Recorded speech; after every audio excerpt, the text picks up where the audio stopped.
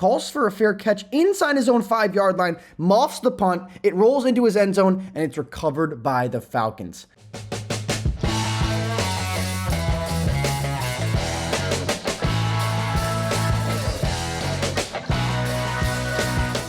Hello, everybody, and welcome back to another episode of the Bobby Valentine Sports Show.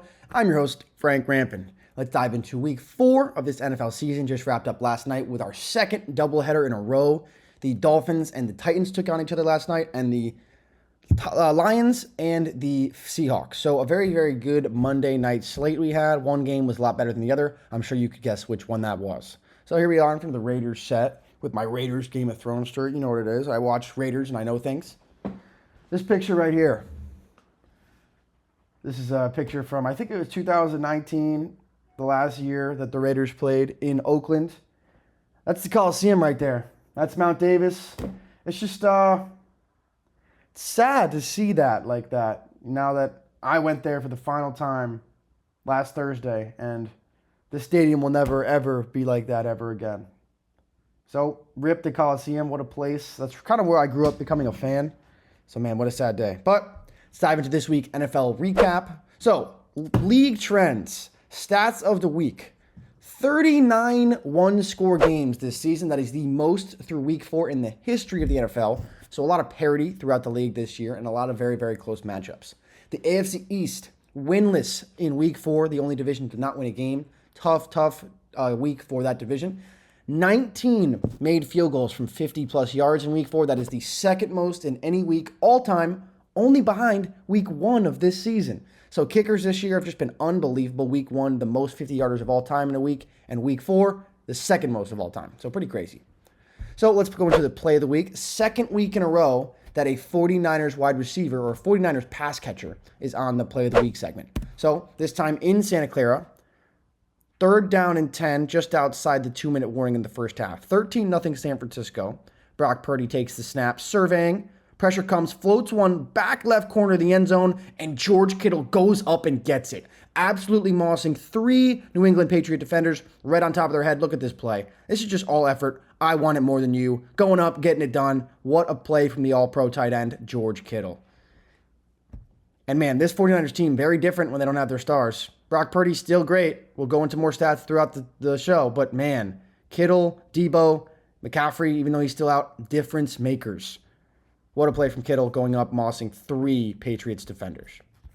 So from the play of the week to the game of the week, this one, again, been a theme over the past couple weeks to have the play of the week or the game of the week be on one coast and the game of the week, the opposite, on the other coast. So from Santa Clara out in the Bay Area over to Atlanta on the East Coast. Falcons Saints, tough divisional matchup between the two. Huge game this turned out to be. So, first drive of the game, the Falcons stall out, forced to punt just over midfield, but sending it back to the Saints. Rashid Shaheed, back to field the punt, calls for a fair catch inside his own 5-yard line, muffs the punt, it rolls into his end zone, and it's recovered by the Falcons. What a wild way to get this one started. First touchdown of the day for Atlanta comes off of a muffed punt by Rashid Shaheed. Really probably should have just let that one go. Probably would have bounced into his end zone, but tough play from Shaheed. Gives the ball to the Falcons. Touchdown, 7-0. So now next Saints drive, after the Falcons score that weird touchdown, Taysom Hill takes the direct snap inside the 5-yard line and powers his way in. So 7-7 our ball game after the wild punt and then a rushing touchdown by Taysom Hill. So Saints get the ball back again, work their way all the way back inside the red zone. 2nd and goal from the 5.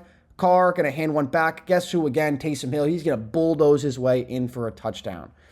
First rushing touchdown of the day for Taysom Hill. So in between that drive, the next Saints possession, Younghoe Koo actually made a 53-yard field goal to make it 14-10. New Orleans still on top. Now, Saints get the ball back, 2nd and 9. Derek Carr trying to set up a screen, deflected, and right into the hands of Troy Anderson. And he's got a convoy, one man to beat, it's Olave, and he does. Pick 6, tough break there for Carr and the Saints. That was tipped by Matthew Judon right into the hands of Troy Anderson, and he takes it back for a touchdown. So Atlanta goes back on top, 17-14. And then we had a kickoff battle. Back-to-back-to-back field goals. Younghoe Koo makes it 20-14 Atlanta. Then Blake Grupe cuts the deficit to 3, 20-17. And then Younghoe Koo makes another 42-yarder, 23-17. Atlanta on top. A couple weird plays early on in this game with the muff punt, the pick six picked up in the air. So Atlanta fortunate to have 2 touchdowns on the board, no offensive touchdowns. 1 from the muff punt and then the pick six, and 3 field goals from Younghoe Koo. So not going to jump ahead here. Excuse me. Allergy season's coming in. I'm about to be absolutely jonesed. Especially because I've been in Florida the past couple of years. No allergies down there. So, here we go. Saints driving. 4th and goal. Down 23-17 with 4 minutes left in the fourth quarter. Derek Carr looking for Raheed Shaheed. Incomplete. Turnover on downs. Saints come up empty. Still trail by 6 points late in this ball game. So, Saints defense does come up huge. Gets the offense the ball back. Derek Carr in the offense. 3rd and 2. Hits Olave over the middle down to the 1-yard line. Just inside the 2-minute warning, 1:50 to go. Now 3rd and goal, 1 minute to go. Hand off to Alvin Kamara, and he powers his way in. Huge score for the Saints with 1 minute remaining. They go up by 1. 24-23, New Orleans on top. So now 3rd and 10 from the 40-yard line. Kirk and the boys trying to drive in, set up a game-winning field goal for Younghoe Koo. Looking right, throwing right, and that's broken up. Great play from Adebo there, the corner from New Orleans, to break that one up. So that forces a 4th and 10, 7 seconds left, 58-yard attempt from Younghoe Koo. Lines up, kicks up, and it's good. What a kick from Younghoe Koo. 5 made field goals, including a game-winning 58-yard bomb that gives the Dirty Birds the win. Wow, what a game this was. Crazy matchup between this division rivals. And man, Younghoe Koo was clutch. So now going into the standings update, starting in the AFC East. And I mentioned at the jump, the AFC East winless in week 4. The Buffalo Bills lost on Sunday night to the Baltimore Ravens, 35-10. The Buffalo offense really struggled to get things going, and the defense could not stop Derrick Henry. It was the first time in 42 games that the Bills didn't score more than 10 points. And it was Josh Allen's first game this season where he did not have a passing touchdown. It was the first time since week 11 of 2021 when Josh Allen suffered a double-digit loss, the 6th longest streak in NFL history. The New York Jets lost a sloppy ball game to the Denver Broncos, 10-9 in a rain-soaked MetLife Stadium. Very tough game. First quarter stats between the Jets and the Broncos. Here you go. 21 total yards between both teams. That's the fewest in the first quarter since at least 1991. 85 penalty yards in that first quarter. 2 turnovers, 0 points. So what a horrible start that was, and really didn't get much better during that game between the Broncos and the Jets. The Jets lose 10-9. The Patriots lose to the San Francisco 49ers 30-13. They fall to 1-3. And the Dolphins, man, their offense is horrible without Tua. It's actually crazy. They lose 31-12 on Monday Night Football against Tennessee. They did not score a touchdown for over 173 minutes of game time. They scored a touchdown in the fourth quarter last night. It ended a streak, 173 minutes and 3 seconds of game time without a touchdown. 30 consecutive drives without a touchdown finally snapped last night, the longest streak by the Dolphins since 2011. They ran 0 offensive plays with the lead this year. The Dolphins have ran 0 offensive plays with the lead this year. There's only been 4 teams to do that in the last 20 seasons. The 2005 Texans, the 2012 Chiefs, the 2017 Browns, and now the 2024 Dolphins. And the Dolphins win-loss with Tua. They're 20-13 when Tua Tagovailoa plays, 1-6 without him. Their points per game with Tua is 26.2 and without 15.9. So man, that offense really tailor-made around Tua Tagovailoa, and when he's not around, it struggles mightily. The Washington Commanders, probably the surprise of the NFL season so far. They take down the Arizona Cardinals handedly, 42-14. Jaden Daniels has the highest completion percentage in the NFL. He's got the highest completion percentage through 4 career games ever, and he's got the highest completion percentage in any 4-game stretch in the history of the NFL. It's unbelievable, 82.1%. That's higher than Brady's 79.2 to start his career, Geno Smith 77.3, and Kyler Murray 76.1. Unbelievable. Jaden Daniels went 26 for 30 for 233 yards, touchdown, did throw his first career interception, 47 rushing yards, and a rushing touchdown. He's got 218 rushing yards through his first 4 games. That's the second most by any quarterback through their first 4 games of a season. And the Commanders have scored on 16 straight drives, excluding kneel downs. That is unbelievable.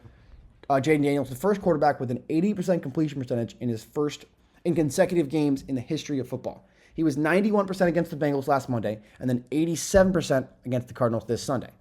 He's the second quarterback ever to have an 80% completion percentage over any 4-game span ever, joining Peyton Manning in 2008, who won MVP that year. And the last quarterback to have an 85% completion percentage in 2 straight games, no one.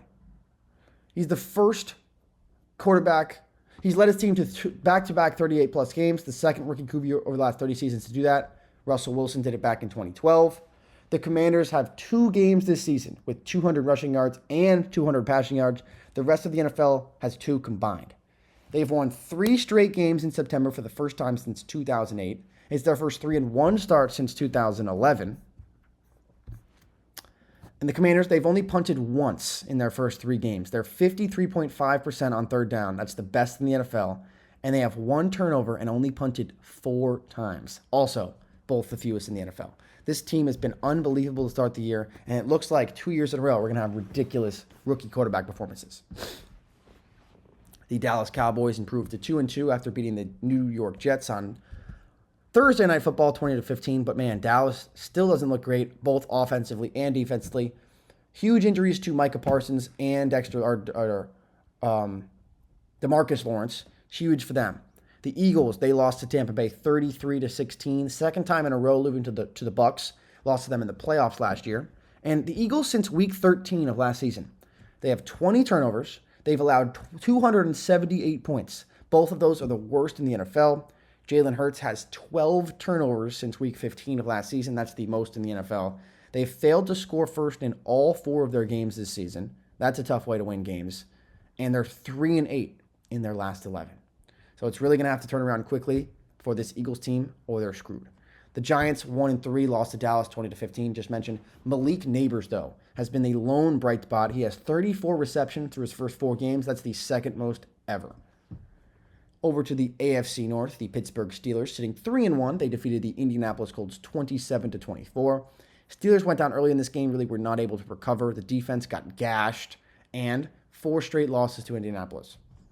The Ravens, they beat down on the Buffalo Bills 35-10 on Sunday Night Football. Derrick Henry was dominant. 27 touches for 209 total yards, 2 touchdowns. He's the second player in Ravens history to rush for a touchdown in each of his first 4 games of the season, joining Jamal Lewis in 2003. He scored an 87-yard touchdown on his first rush of the game, the longest rushing touchdown in Ravens history. And Derrick Henry now tied for third for the most 50-yard rushing touchdowns in the history of the NFL. Adrian Peterson has 16. He's got the most. Barry Sanders second with 15. And Derrick Henry tied with Jim Brown with 12. And Derrick Henry now tied with LaDainian Tomlinson for the most games with 175 rushing yards and 2 touchdowns. Derrick Henry and LT both 10 apiece, ahead of Jim Brown and Eric Dickerson, who both have 7. Lamar Jackson went 13 of 18 for 156 yards, 2 touchdowns through the air, 54 rushing yards, and a rushing touchdown. So Lamar Jackson and Derrick Henry doing work on the ground throughout these last couple weeks, and Kyle Van Noy holding things down on the defensive side. He's got 2 sacks in each of their last 3 games. Unbelievable. And John Harbaugh's Ravens are 40-18 in primetime games, 20-3 at home. The Cleveland Browns lost to my Raiders 20-16. And man, this Browns team did not look good. I said it last week, and I kind of thought the whole game that the Browns were going to win this game. They had a 10-minute drive that was a touchdown to start their game. I thought that was it. We're going to keep this going. But the Raiders actually settled down. The Bengals also 1-3. They beat the Carolina Panthers 34-24. Their defense still doesn't look great. Not finishing a team like the Panthers is not a good sign. But, I mean, they did beat us, so who cares? The Minnesota Vikings, one of 2 4-0 teams remaining in this league. The Vikings are 4-0 and the Kansas City Chiefs are 4-0. That is it after this week. They defeated the Green Bay Packers 31-29 for the first 4-0 start for Minnesota since 2016. Sam Darnold is the first player in NFL history to win his first 4 games with the team and throw 2 or more touchdown passes in each. And here are the players to start 4-0 while playing with a 4th-plus team. Sam Darnold right now, Brett Favre did it in 2009, and Earl Morrall in 1968 for the Baltimore Colts. The Detroit Lions had a big win last night on Monday Night Football, They beat the Seahawks 42-29. Jared Goff went 18 for 18, the most passing attempts without an incompletion of all time. 292 passing yards, 2 touchdowns, and he caught a touchdown as well. First player in NFL history to have a 75% completion percentage, 200 or more passing yards, and have a receiving touchdown. The most passing yards without an incompletion in a single game in NFL history. Jared Goff just set that 292 yards on Monday. That shatters the record set by Frank Philcock back in 1939. Ridiculous. That snaps a 5-game losing streak versus Seattle for Detroit. First win since 2012. Amon-Ra St. Brown threw a touchdown to Jared Goff. He also caught one later in the game. They are the 5th duo in NFL history with a passing and receiving touchdown to each other in the same game. The last 2 instances that a player or a team has had a 100% completion percentage. The Lions just did it. They had 19 completions. Goff went 8 for 8, and Amon-Ra St. Brown threw a touchdown, so 19 for 19 on the game. The last time a team was 100% in completion percentage in a game was the 1942 New York Giants, when they had a whopping 1 completion. First play of the game was a 50-yard touchdown, and then they didn't throw the ball a single other time. The last time a team did not put the ball on the ground throughout an entire football game. Wild. The Chicago Bears beat the...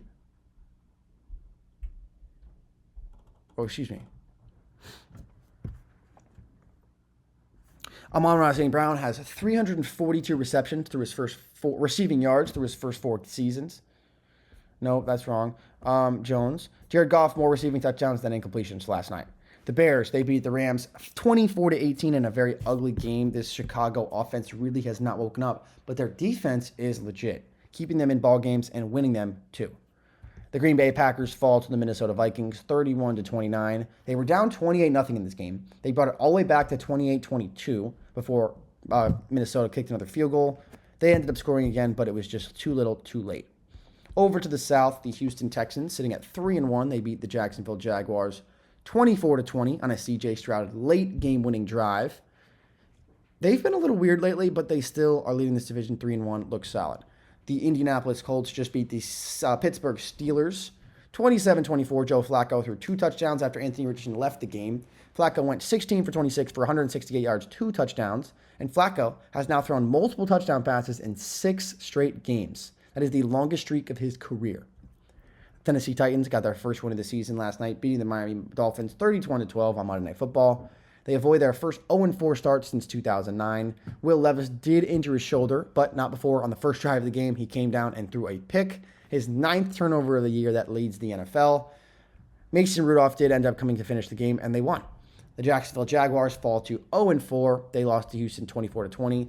Man, these alarm bells are sounding in Jacksonville. They had a lot of chances to finish this game late in the fourth quarter. They were just unable to. So, leave enough time for C.J. Stroud and the boys. They're going to make you pay. The NFC South, led by this Tampa Bay Buccaneers team, big win against Philly this weekend to improve to 3-1. Mike Evans became the all-time leading scorer in Buccaneers history with his touchdown on Sunday, passing Martin Gramatica. 596 points in total for Mike Evans.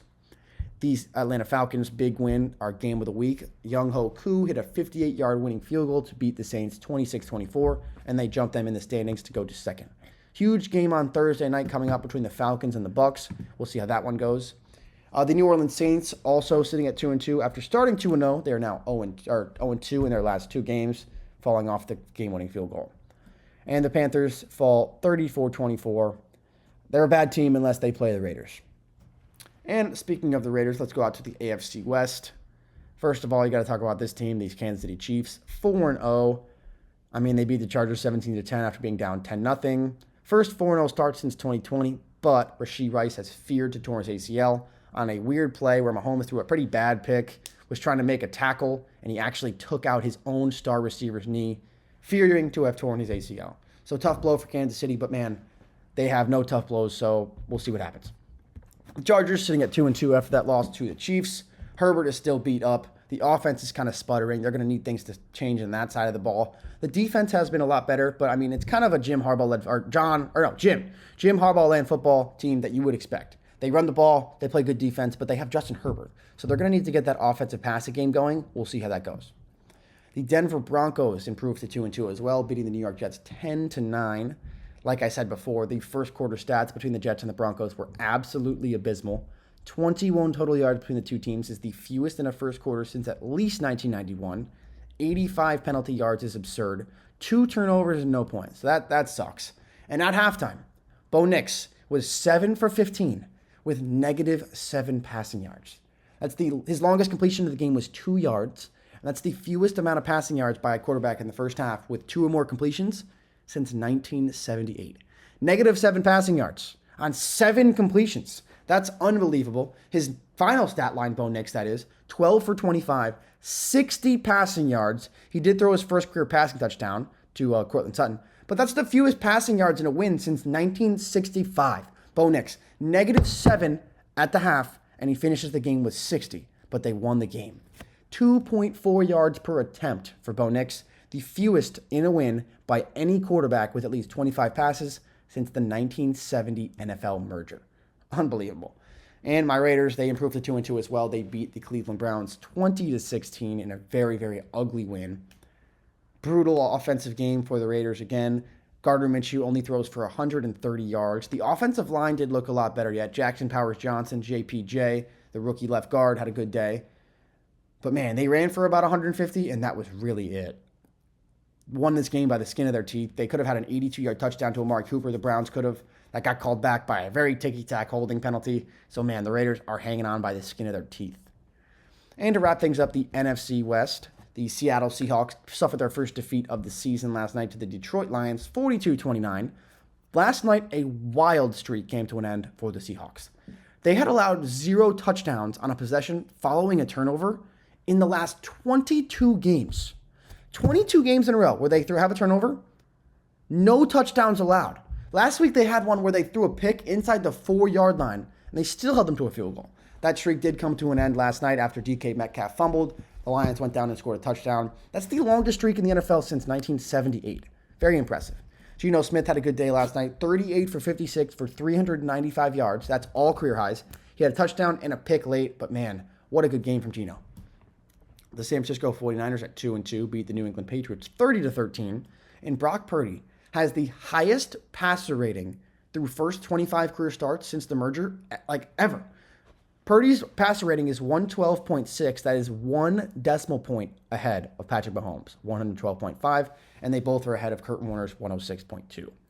The Arizona Cardinals lost a big one to the Washington Commanders 42-14. Not a good game for this team offensively or defensively, but man, Jaden Daniels has looked great. And the Rams lose to Chicago 24-18. Mentioned them, that was an ugly game. And that's going to do it for us here on the Valentine Sports Show today. Jaden Daniels is an absolute psycho.